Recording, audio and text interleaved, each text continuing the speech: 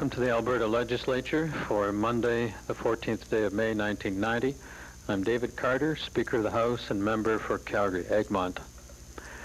Today, after question period, the House will be going to Committee of Supply, dealing with the estimates of the Alberta Heritage Savings Trust Fund Capital Projects Division. The group of estimates up this afternoon for discussion are under Public Works Supply and Services, dealing with the Capital City Recreation Park and the Walter C. Mackenzie Health Sciences Center. At 5 o'clock in the afternoon, Her Honor the Lieutenant Governor will attend upon the House for royal assent to Bills 1, 3, 4, 5, 6, 7, and 8. Those are bills dealing primarily with the Premier's Council on Science and Technology, Department of Consumer and Corporate Affairs, also the Individual Rights Protection Amendment Act.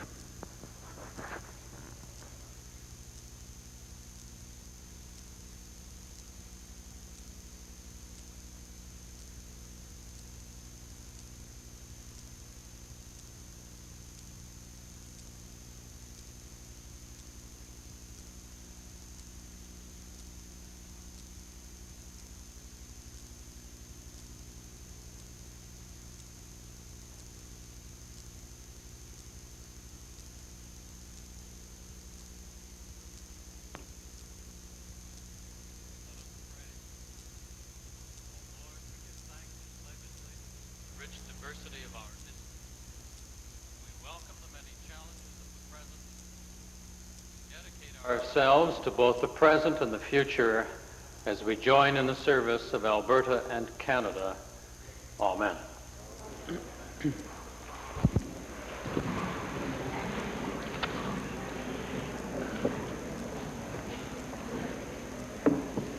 Introduction of visitors.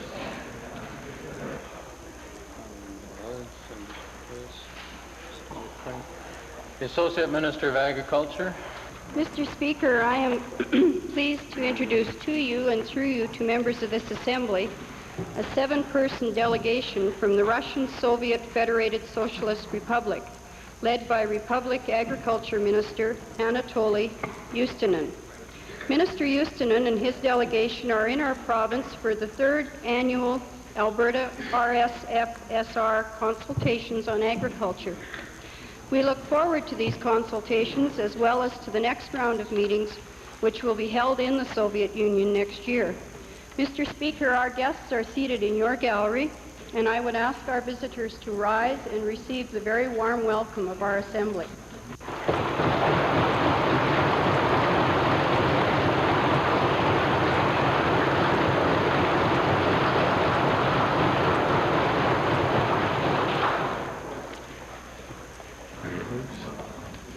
Presenting petitions. Reading and receiving petitions. Presenting reports by standing and special committees. Notices of motions. Introduction of bills. Tabling returns and reports. For Edmonton Meadowlark.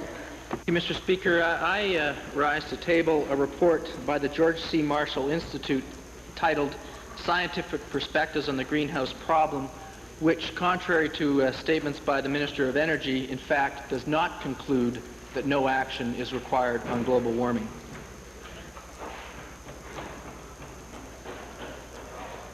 Introduction of special guests. Minister of Family and Social Services. Thank you, Mr. Speaker. It's a pleasure for me to be able to introduce to you and through you to the members of the Legislative Assembly a very special young lady in my life.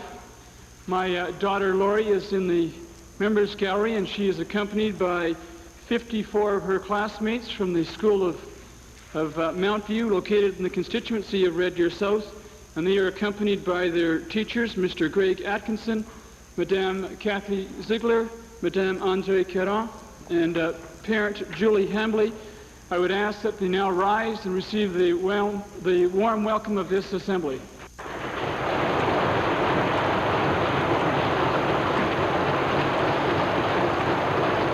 Rocky Mountain House.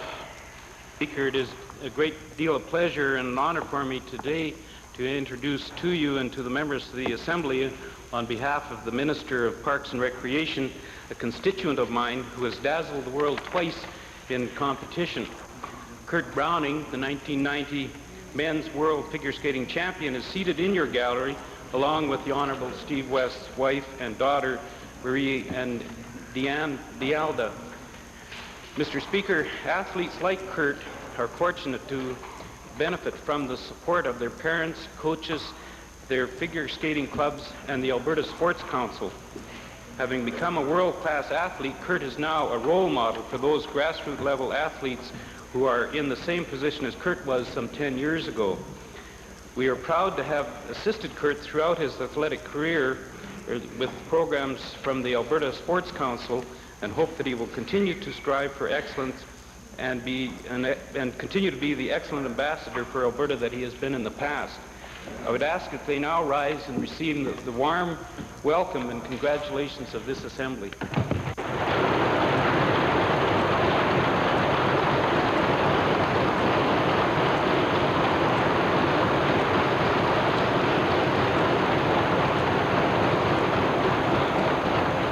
Edmonton Calder. Thank you, Mr. Speaker. I'm delighted this afternoon to introduce to you and to members of the Assembly a group of social workers from Local 6 of the Alberta Union of Provincial Employees. They are seated in the public gallery, and I would ask that they stand and receive the warm welcome of the Assembly.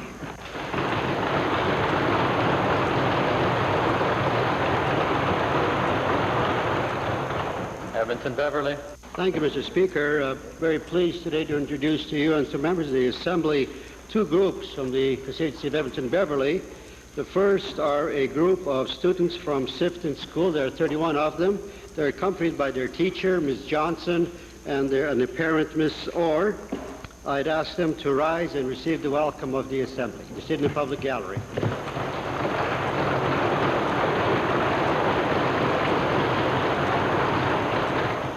Edmonton Beverly again. Thank you, Mr. Speaker. The second group I wish to introduce to you and to members of the Assembly are a group of 55 students from the St. Maria Goretti School, also located in Edmonton Beverly. They're accompanied by their teachers, Robert Motu and Bob Chichko. I'd ask them also, they're in the public gallery, ask them to rise and also be welcomed by the Assembly.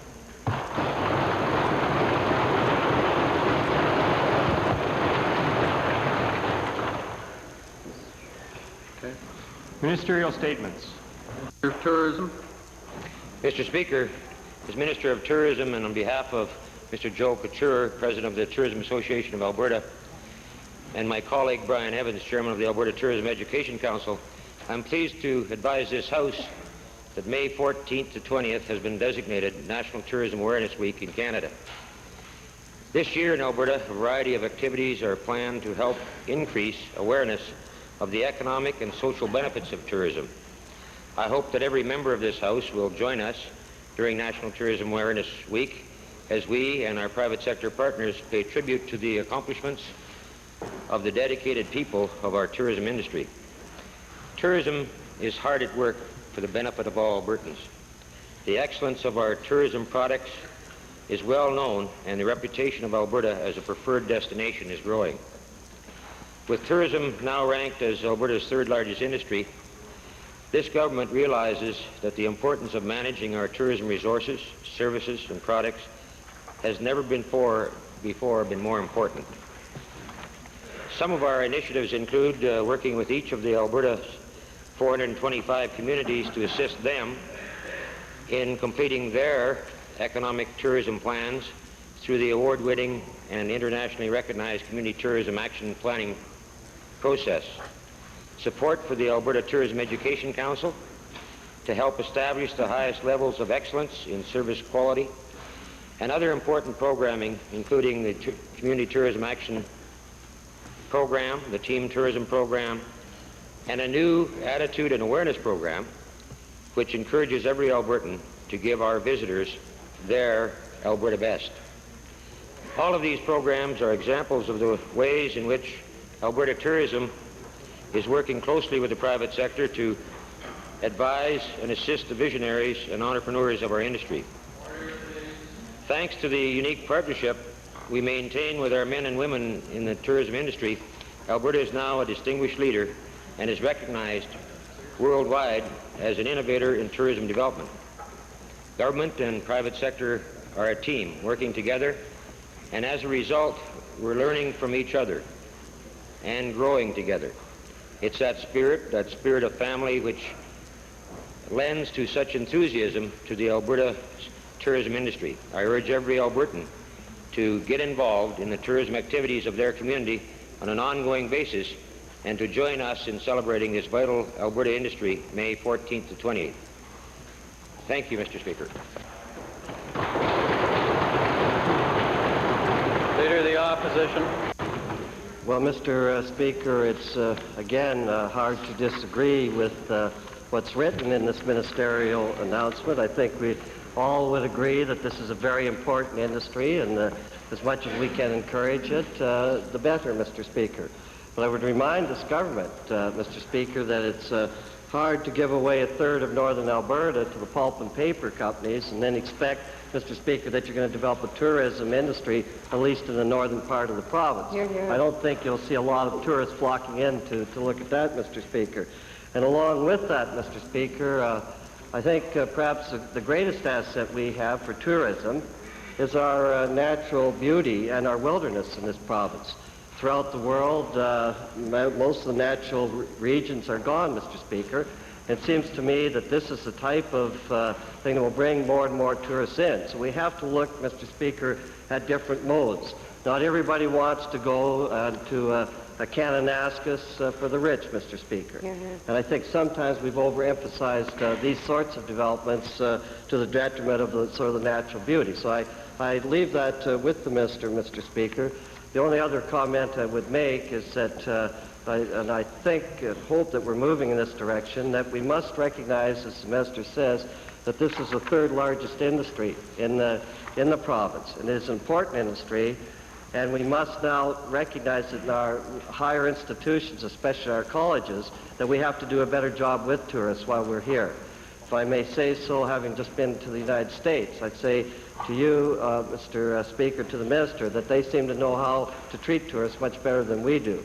And I think that there has to be an overall assessment that not everybody can just take anybody off the street and they can be involved in the tourist industry, that there has to be some real movement in that direction. Thank you, Mr. Speaker. Thank you. Oral question period.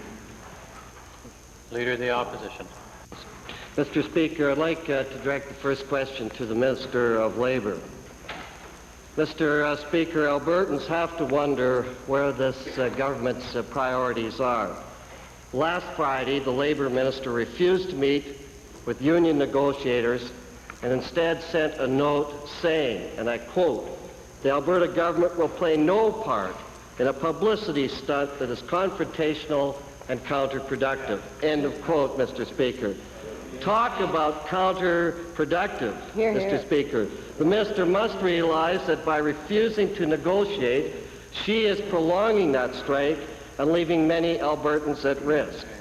Mr. Speaker, now we can add this minister's pride and posturing to the archaic labor laws that caused this mess in the first place. Hear, hear. Mr. Speaker, my question to the minister is a fairly direct one. Will the minister forget about her pride, forget about her publicity concerns, and forget about her conditions and get back to the table and settle this dispute now? Right. Mr. Speaker, as I've now been saying for 3 weeks, it is our eager desire to get back to the negotiating table and to address the questions in dispute with the social workers at the table. We have never wavered from that desire from the beginning. But it wasn't us who walked away from the table. It wasn't us who refused mediation. And it wasn't us who have put the people of Alberta at severe risk. And until those workers come back off an illegal strike, we will not negotiate those issues in dispute with them. Speaker, that's absolute nonsense. right. It's this government and their archaic labor laws that have put people at risk. That's the problem, Mr. Speaker. Now, Mr. Speaker, talk about a publicity stunt that is confrontational and counterproductive. I noticed over the weekend we have an expensive ad campaign that was set up clearly to discredit the social workers, Call that counterproductive. And I want to ask the minister this. Will the minister tell Albertans how many taxpayers' dollars went to pay for this glitzy ad campaign when they could have been spent on reducing caseloads? Here, here. Mr. Speaker, let's do a little reality test here. Let's do a reality test.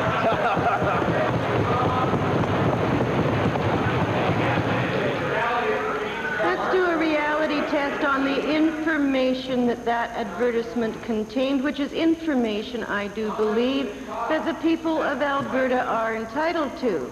After all, the $60 million payroll for Local 6 is, of course, taxpayer money, and they have every right to know how that is being spent or how we propose to spend it in dealing with Local 6. But let's look at the facts that are in this advertisement, Mr. Speaker. We have put the facts out. We have put the facts out very clearly. It is an illegal strike.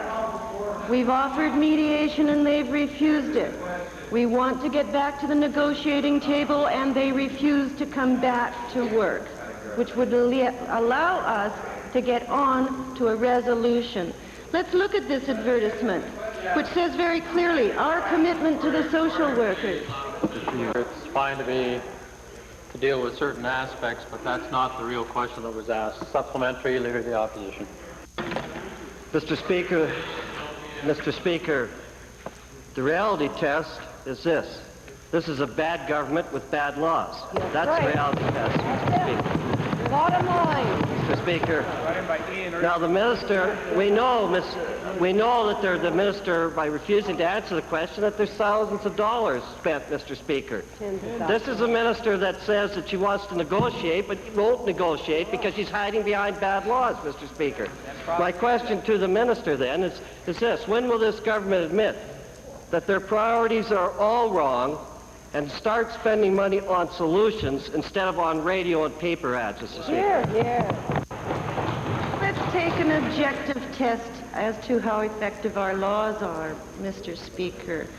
Let's compare how our social workers are paid. Let's compare how our social workers fare in the caseload issue.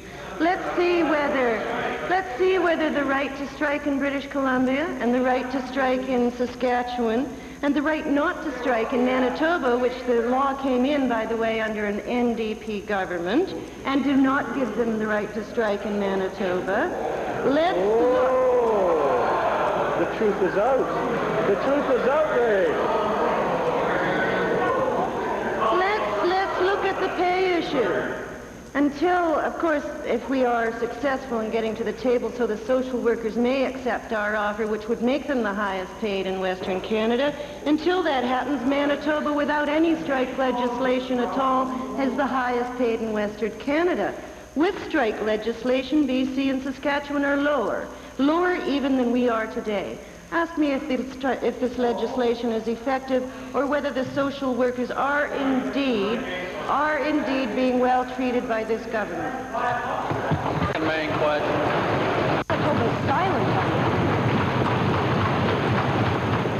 Now, with this minister would start telling the whole truth in this legislature, we wouldn't be having these problems, Mr. Speaker. That's right. That's the problem that we're having, Mr. Speaker. Oh, selective! To the Solicitor General, Mr. Speaker, we'll see if we can get some truth in this assembly, Mr. Speaker. On the Solicitor General, Mr. Speaker, had a real red-letter day last Friday, Mr. Speaker, when he, A, frankly admitted that he didn't have a clue what the government was offering his employees at the bargaining table, and B, refused to comment on the issues in the strike and chose to hide behind the Minister of Labor, Mr. Speaker. That was a big mistake to begin with, Mr. Speaker. But it was quite a performance, I must say, Mr. Speaker, and I'll bet the correction employees were impressed by his answers. Now, Mr. Speaker, I'm hoping the Solicitor General's had the weekend to speed up on what's happening in his own ministry. My question to the Solicitor General is this. Can the Solicitor General confirm that people who have been ordered to serve their sentences on weekends are being sent home as a direct result of this labor dispute? Yes, Mr. Speaker. Speaker, that's a very interesting answer. I thought the Solicitor General was in charge of making sure that people served their sentences. Isn't that his responsibility, Mr. Speaker? Mr. Speaker, Mr. Speaker? Sit down, Jeff. Sit down, Jeff. He hasn't been. Solicitor General, please take your place. Thank you. We'll give you lots of time, Mr. Solicitor General, lots of time.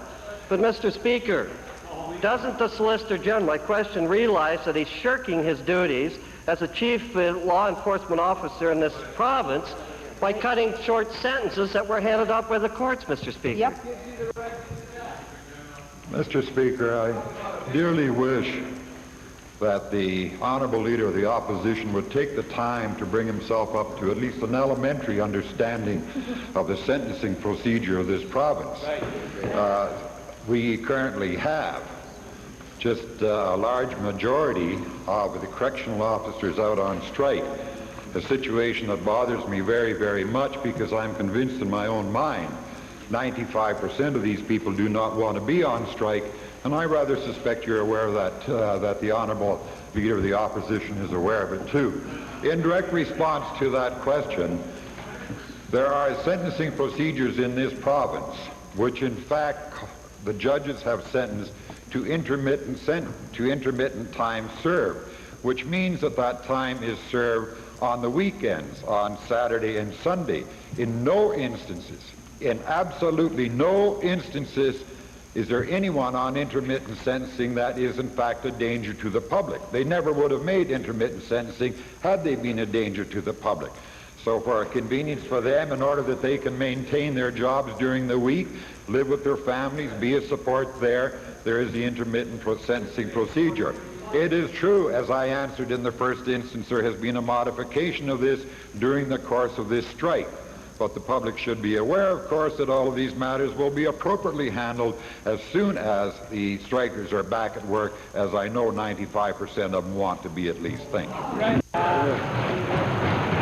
You guys got a crystal ball now, too. Figures are wrong. 100% want to be back at work. They want to negotiate settlement, Mr. That's Speaker. right. Mr. Speaker, the Solicitor General is very interesting. He's judge and jury. He will decide how long the sentences are going to go.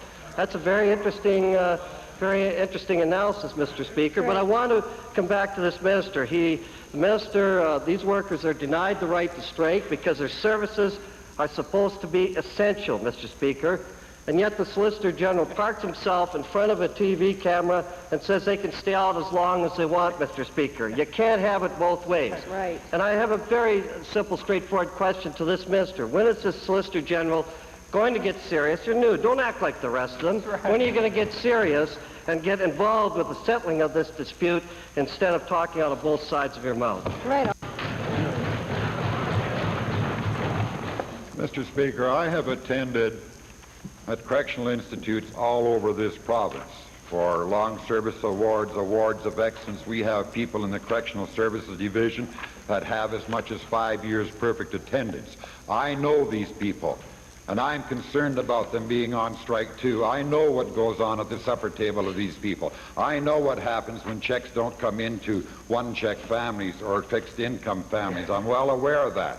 And I also know that a very small majority are in fact keeping the rest out on strike, and I want that to end, and we'll be back at the bargaining table. And I further know, Mr. Speaker, what the wage offers were up to the time that they walked away from the table, and I know what the issues were. Member for Edmonton Gold Bar.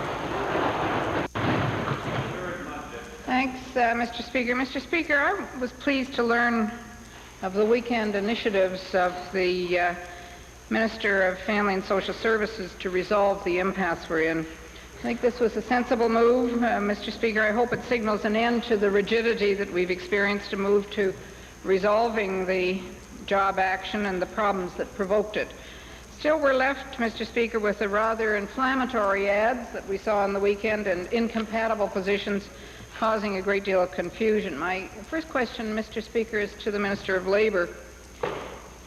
With the application of the Regressive Public Service Employee Relations Act, there's been some considerable uncertainty as to what the term essential in fact means in this province. On the one hand, we have some workers charged with contempt. On the other hand, we have some workers who are not. I'd like to ask the Minister, Mr. Speaker, who decides essential? Does it depend on how hot the coffee is, or do we have a standard, or is it a double standard? Mr. Speaker, it's clearly laid out in the legislation. Mr. Speaker, I have another question to the Minister of Labour. Since one of the very fundamental problems leading to the current labour unrest is the restrictive arbitration process, which prohibits any discussion on working conditions, will the Minister consider an amendment to the Public Service Employee Relations Act, Section 48, Sub 2, to strike the restriction from the arbitration process? Mr. Speaker, let's compare our legislation, for example, to the legislation in British Columbia, where, in fact, they have the right to strike. The items there in their legislation that they are excluded from even bargaining include the merit principle in promotion, pensions, administrative matters, job classification and job evaluation, training and retraining, etc. This, Mr. Speaker, is merely one illustration of the statutes across Canada, all of which have excluded items in them, whether or not the right to strike is granted to their civil servants in the legislation. Mr. Speaker, my final supplementary to the Minister of Labour is, will the Minister now tell the House if she will be dropping any intent towards fines or punitive action against returning social workers? I believe these people need the reassurance from the Minister that there will be no punishment if, in fact, they do go back to work. Mr. Speaker, it is my heartfelt preference that the social workers come back to work, and I can give them the assurance that they will not be dealt with arbitrarily. I can give them the assurance that they will have all of the protections afforded by their grievance procedures and other protections in the collective agreement. Those are in place, and certainly we have no wish to punish them. We do, of course, have, as a government, the responsibility to uphold the law, and of course what the judge might do in regards to a disobedience to a court order is beyond our control. It is in his discretion or her discretion, as the case may be. I really wish the social workers would come back to work, then we can get on to negotiating at the table to resolve these matters that are in dispute. Unfortunately, Mr. Speaker, today the leader of the illegally striking social workers is in Montreal at an annual convention of the Canadian Labour Congress, which would indicate to me that there might be less than some desire on their part to come to any resolution of the matter.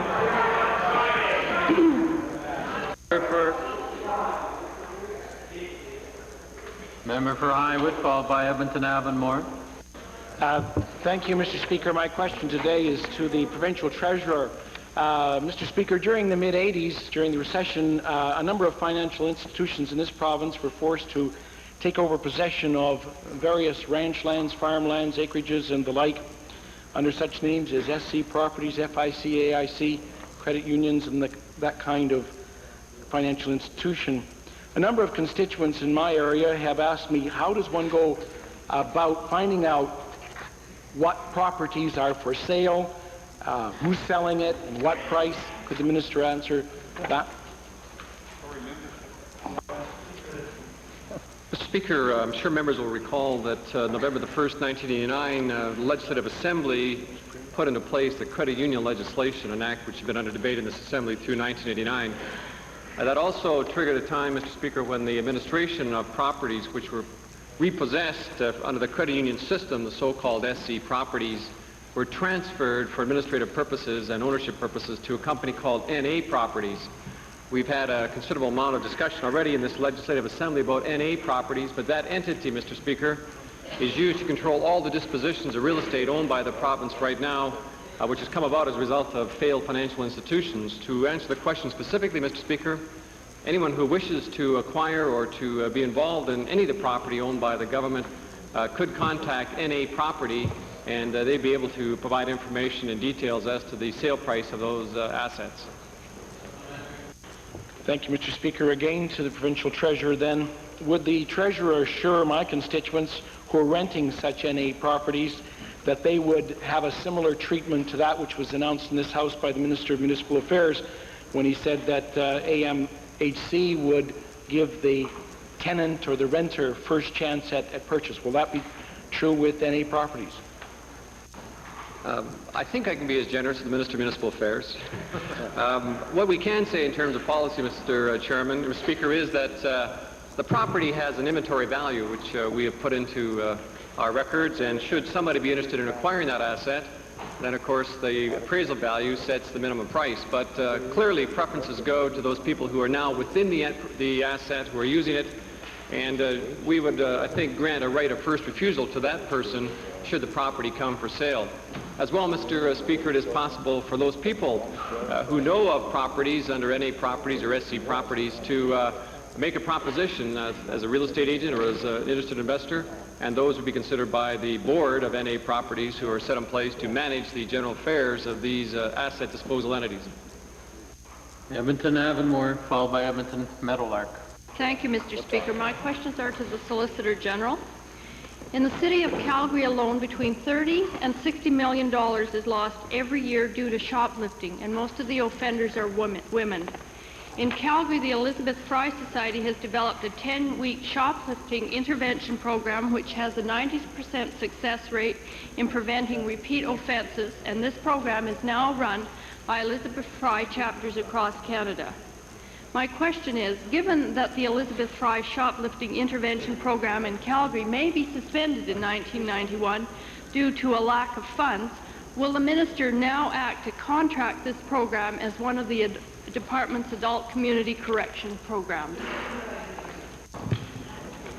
Mr. Speaker, the division contracts with a great many non-government organizations in the province. As a matter of fact, we maintain about 80-plus contracts with 49 organizations.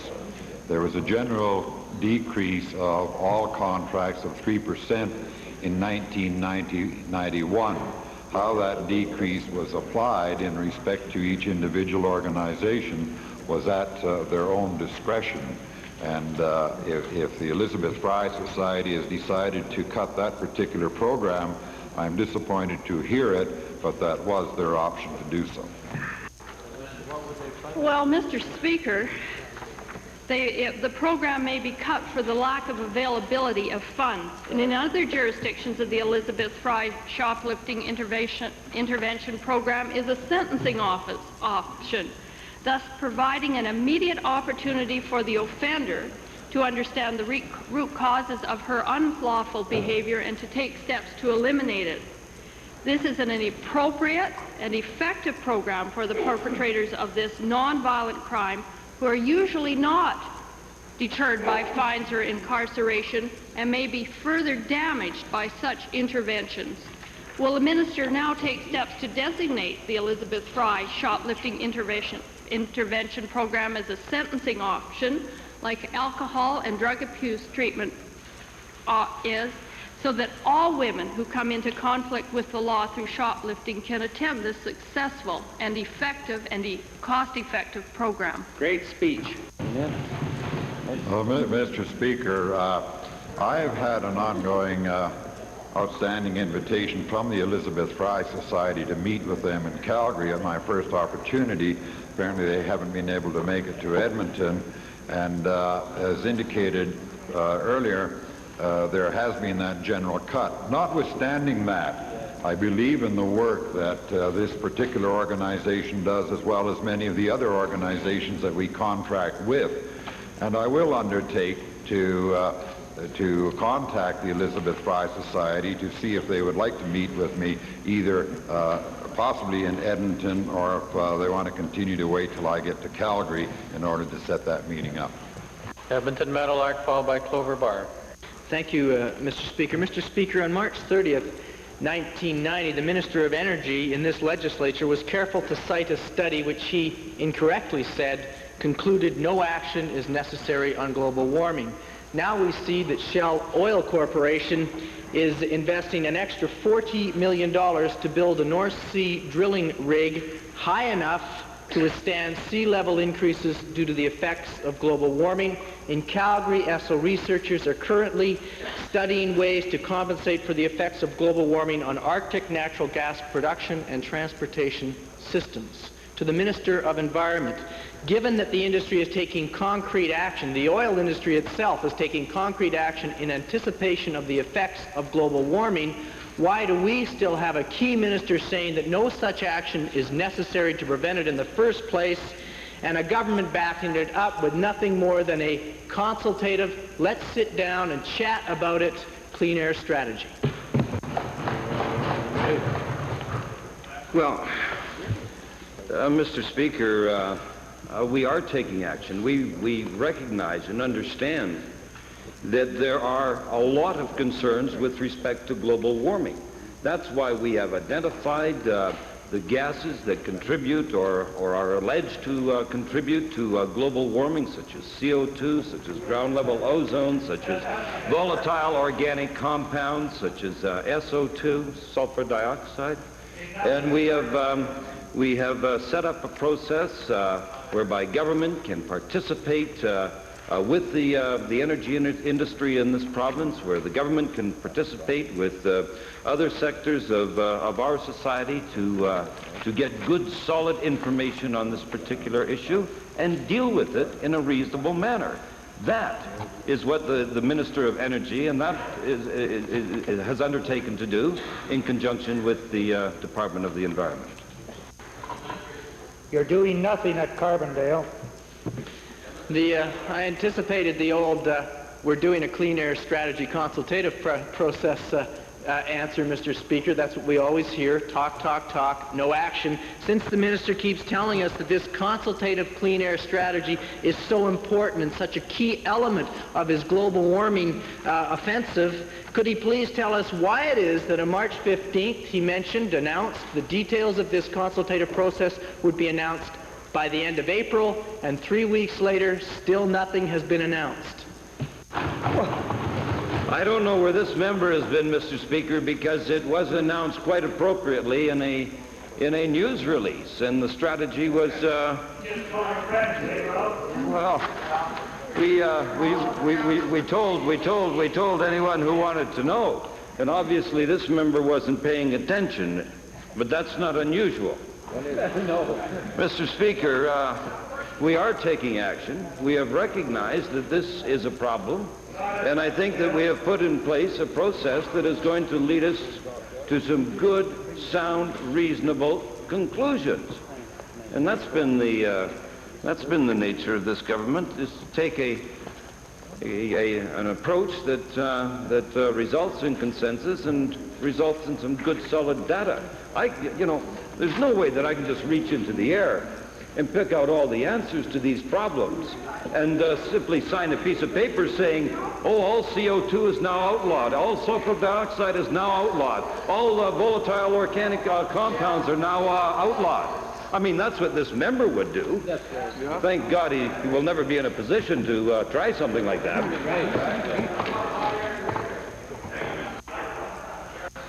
To the Minister of Culture and Multiculturalism, there are claims in the media that the great Canadian experiment, multiculturalism, may be driving us apart rather than being a bond that unites us by creating peace and harmony among our varied races and cultures.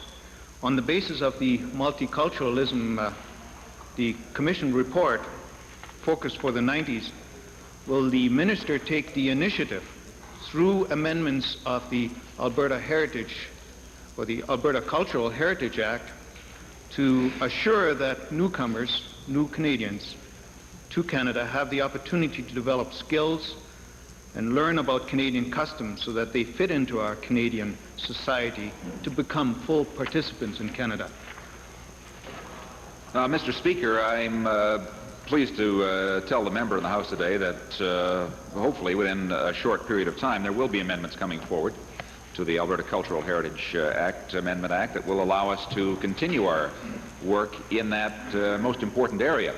But I can also tell the member that prior to that legislation coming through, we have already developed a strategy that will in fact continue that work, working in three main areas: ensuring that all people are aware of the benefits of multiculturalism, that it's not just a program for ethnic groups, that it is a program, a policy, an idea that can benefit all Albertans, that we'll be working to assure that all Albertans have an opportunity to have access to the institutions and the benefits of being an Alberta citizen, a Canadian citizen, and that all people have the opportunity, if they so choose, to fully participate in all aspects of our society.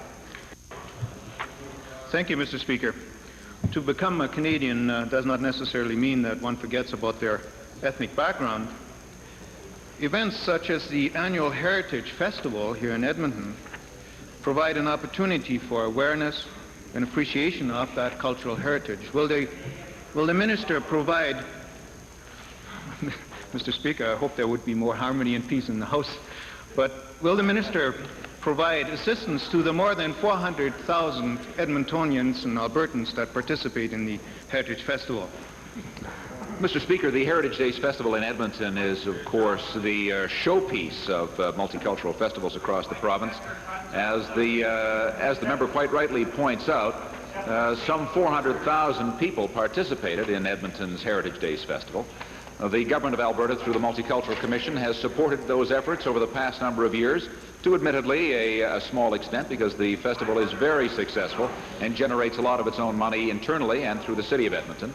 But there is no indication at all of any intention to change that level of funding this year, and our support to the festival continues, and I expect I'll be there on opening day to continue that great tradition. Tony Plain. Mr. Speaker, last Friday the Solicitor General confirmed that his department maintains personal information on individuals who have been acquitted of criminal charges. Mr. Speaker, this information can include full particulars of the allegations, fingerprints, photographs, detailed body markings, and more. Yet the Solicitor General is on record as stating that his department's policy is that the province will permanently retain this information. My question is, will the Solicitor General justify the province's retention of this highly personal information on individuals who have never been convicted of anything and who are in law as innocent as you or I? Mr. Speaker, as I indicated at the last time we responded to this question, there's two records kept, apparently, one by the federal government and the RCMP files are in the CPIC information network, as well as one of our own. And there is really no problem, in my view, in maintaining that record, because there's also another public record kept of the whole of the trial issue. And that's, in fact, in the courthouse, something which I have no access on at all, and other rules and apply to court records of the nature. So I don't see where destroying one set of records is of particular concern in any case. And in any event, where there is an acquittal, I don't understand the concern in the record being there in the first place.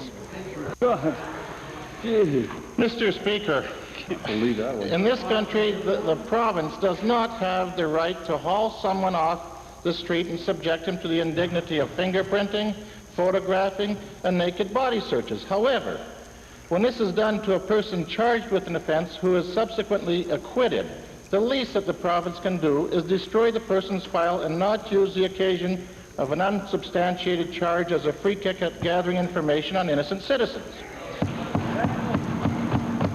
Given that there is no way that the Solicitor General can guarantee that this information will not find its way into the hands of a prospective employer or some border authority, will he agree to change his policy so that acquitted individuals are afforded the same rights as they enjoyed prior to being charged? Hear, hear. Insofar as border authorities are concerned, that again is a federal matter, and there's no way that I know of that we as a provincial government can get the federal people to retrieve the information once it's gone stateside, because that is a concern on an international traveler, is what is turned up on the computer system at the international airport or in other areas, and that is an area which we have absolutely no control over. And no, Mr. Premier, I cannot give the assurance at this time that we will in fact destroy all of the records on those that have been criminally charged, even though subsequently acquitted. Edmonton Center, followed by Westlock Sturgeon. I don't know. Thank you, Mr. Speaker. Mr. Speaker, psychologists who work in mental health clinics funded by the Department of Health are also members of Local 6, currently taking strike action. Now, many of the issues for these psychologists are the same as those facing their social worker colleagues. They're facing more and more responsibilities. They have more and more Albertans coming to them with problems such as depression from unemployment, family breakup, abuse, and the rest. And yet there are fewer and fewer professionals who are willing and able to work under the strain on the front lines. Now, does the Minister of Health not agree that having over 40 Albertans with mental health needs on a 3-month waiting list at just one clinic in the city of Calgary is unacceptable, and that as a result psychologists have just had enough of this kind of neglect and pressure, and they won't take it any longer? I didn't hear the question, Mr. Speaker. Do you not agree that 40 is too many? She certainly has not been hearing the question nor the complaints legitimately raised by psychologists as she knows them throughout the province. Hear, hear. In fact, Mr. Speaker, one psychologist I spoke to who has been working for 15 years. This is my second question. The minister did not answer the first one, so I'm asking my second question. It was there to be heard, Mr. Treasurer. One psychologist I spoke to had worked for 15 years in a mental health clinic in Calgary and said that this strike action is the last resort because she's had 15 years of no progress on caseloads and the strain that she's under. So will the Minister of Health explain this situation as to why staff in the city of Calgary at this clinic have been told that instead of receiving more help and assistance in the form of a new position of a psychologist, that there in fact has been a freeze on hiring any new psychologists, which would alleviate the pressure they're under? Well, Mr. Speaker, there's no question that the issue of caseloads is one that is part of discussions that have been going on in this legislature, and I think I'll leave it for the Minister of Labour to comment on the actual negotiations.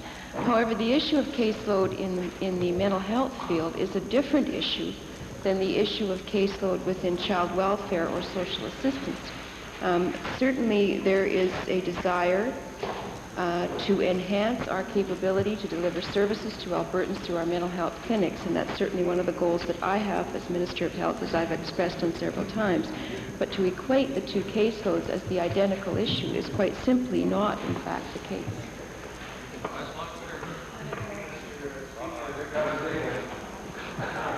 My question is to the Premier, not the fellow in the liberal red jacket, but to the nice jacket. Premier.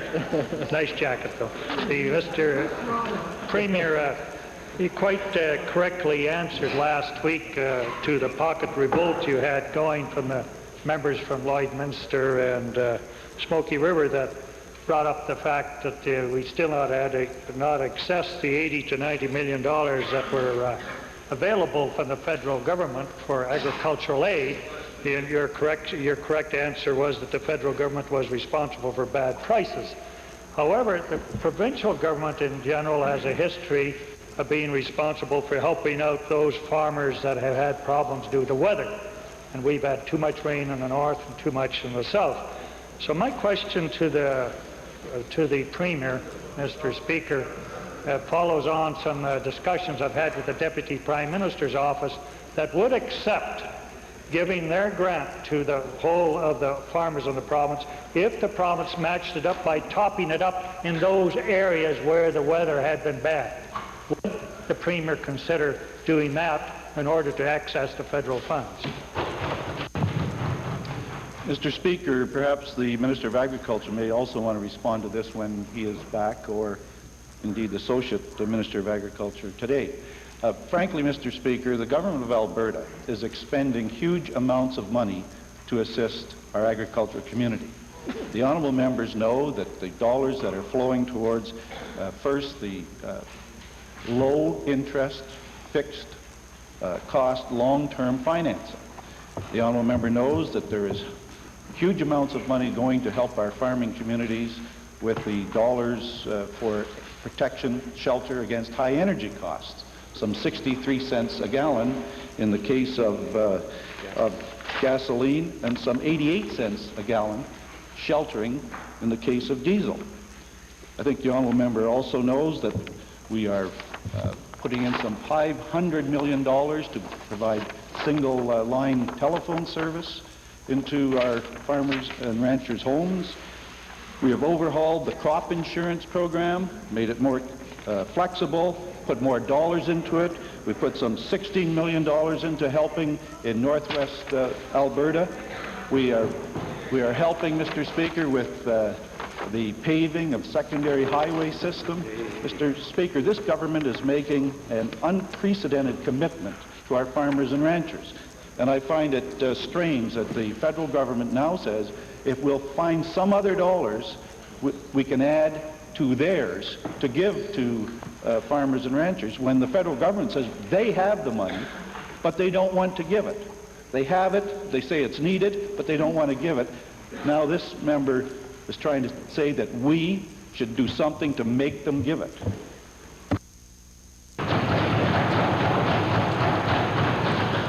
Mr. Speaker, that answer even put his own cabinet to sleep.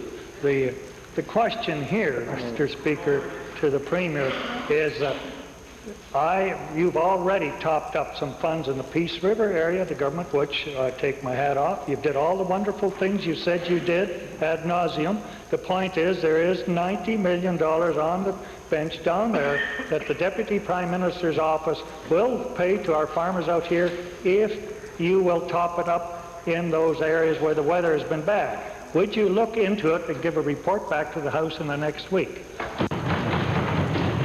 Mr. Speaker, the Minister of Agriculture can look at the honourable member's question to see if there's anything additional he might want to add to my answer. But I tell the honourable member that if the federal government has the $80 to $90 million and they say it's needed, then I think the obvious thing for them to do is to pay it and stop playing games. Exactly. Smoky River, followed by Edmonton Jasper Place, then Calgary Buffalo. Thank you, Mr. Speaker. This past weekend, I had the opportunity of meeting with some officials of improvement districts in northern Alberta. And at that time, they expressed some concern as to what effect possible boundary restructuring would have on the development of, if they chose to move into the rural municipal district. And my question is to the Minister of Municipal Affairs. Could you share with my constituents, as well as all the people in improvement districts in the province of Alberta and this House, and give us some advice as to what you see envisioned happening as far as redistribution of boundaries and what stage this is at? Mr. Speaker, to the honourable member, since taking on this responsibility, one of the concepts that we've been working on is the rural district concept with improvement districts of the province. We have had a number of meetings, a number of discussions. Our intent is to work out the boundary question with the improvement districts, not to impose a boundary on as such. One of the very key factors that we must look at is the distribution of assessment base as well as the taxing capability of those jurisdictions so they can function well as an autonomous body, because our intent is to move them from an improvement district to a rural district, then to a municipal district at their own speed. And when we do that, we must give them the capability of administering themselves as a very capable and functioning local government.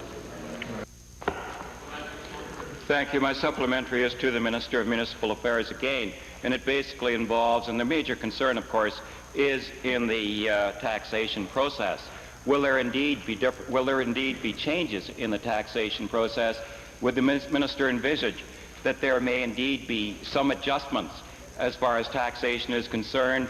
Would the boundaries be structured in such a way that the IDs or improvement districts could carry on in a fashion very similar to what they have today? Mr. Speaker, to the honourable member, yes, that is our intent, is to have the improvement district in the new form of government where they accept more local autonomy to be able to carry on as they are at the present time. I would say that there is no intent to have any type of major reallocation or dislocation of revenue in terms of those governing units. So, Mr. Speaker, we want to treat them fairly, and I'm sure as we work towards acceptable boundaries that will happen. Edmonton Jasper, please. Speaker, that there are 5 major tourism developments proposed for the Canmore area along the Bow Corridor, an area much of which happens to be critical habitat for elk, bighorn sheep, and other wildlife. We have the Deputy Minister of Tourism on the public record as wanting to turn this area into Palm Springs North, with golf courses, resort hotels, and luxury homes as far as the eye can see. The first phase of these developments received preliminary approval. A land use bylaw was amended by the municipal district of Bighorn to pave the way for this new development. I wonder, given that these major tourism projects have significant environmental impacts over a large area of land, if the Minister of the Environment will guarantee to Albertans that none of these tourism projects will be allowed to proceed without a full environmental impact assessment, full public hearings under the NRCB as promised in the throne speech. Mr. Speaker, in fact, the department is now undertaking an environmental land use study of the whole Bow-Canmore corridor relative to the kinds of developments that can be accommodated there in the future. And it's a fairly extensive undertaking, and once completed should put in place some guidelines for development in that particular area. Well, Mr. Speaker, with respect, the question had nothing to do with development guidelines. It was in view of the fact that these lands have fallen through the government's hands more times than Edmund put the puck in the Chicago net the other night. I just wonder if the Minister of the Environment won't undertake today that the public will have an opportunity to review these studies and to have full public hearings under the NRCB before this development proceeds. Mr. Speaker, it would be too simple to say yes. What we're trying to do is, of course, we're now working through the Natural Resources Conservation Board legislation, and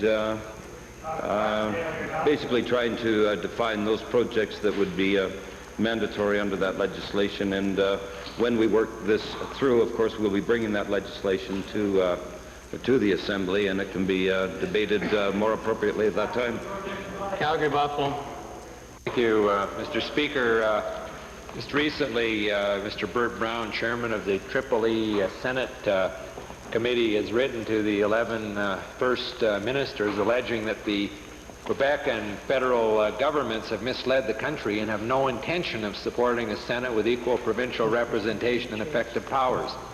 Now, this is extremely disturbing in light of the unanimity requirement and the fact that we've given up all of our bargaining chips in the Meech Lake Accord.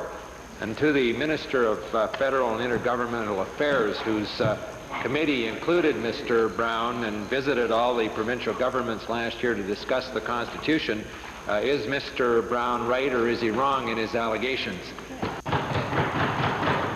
Mr. Speaker, he's certainly right that the federal government has an absolute veto on any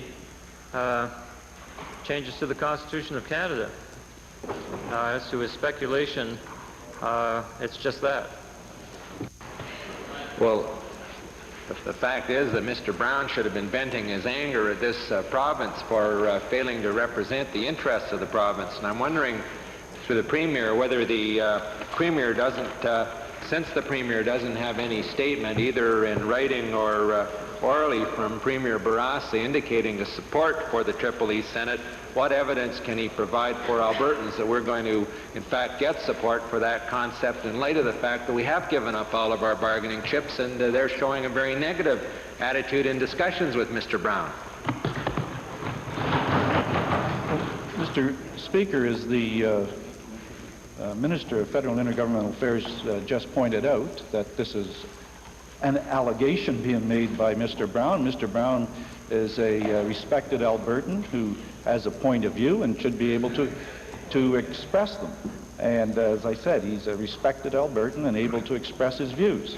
At the same time, Mr. Speaker, as the Minister of Federal and Intergovernmental Affairs pointed out, the federal government doesn't have to conspire with anybody to stop Senate reform. They have an absolute veto. They can stop it all by themselves. It doesn't take unanimity in any way amongst the provinces in order to stop it. The federal government can stop it and always has had that power. Minister of Multiculturalism, with regard to a matter the other day as raised by the member for Calgary Northwest. Thank you, Mr. Speaker. On Friday, the member for Calgary Northwest raised an issue regarding a study done by some students from the University of Calgary and made some allegations and some innuendo in his question. He asked, is the minister aware that members within his department attempted to censor the report and change the recommendations which were against the development of the Western Heritage Center development in Cochrane? And my answer was no, Mr. Speaker. The member inferred from that I wasn't aware that this report existed. However, it was discussed a number of weeks ago in the estimates of the Department of Culture and Multiculturalism, so I was certainly aware of the report. I was saying, in answer to the question, I wasn't aware of any changes, and just by way of information, I should explain the background of this report and others like it for the member. The Historic Resources Division has a standing policy with a number of educational institutions, and students in a number of disciplines often are involved in research projects that have a practical bearing on what they're being taught in school, and our department, of course, cooperates with them, allowing them free access to the historic site if that's what they require. Occasionally, the division will purchase copies of these reports, but at no time does the Historical Resources Division in any way commission a report such as this or endorse the projects. There has not been a contractual arrangement made that involved the division promising to hire the students or officially endorse this particular study on the Cochrane Ranch.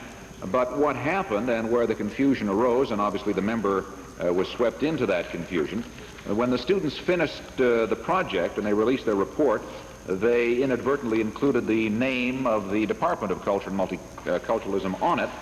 Historic Resources indicated that implied a department endorsation, and that before any copies of the report were going to be purchased, that the department's name would have to be removed.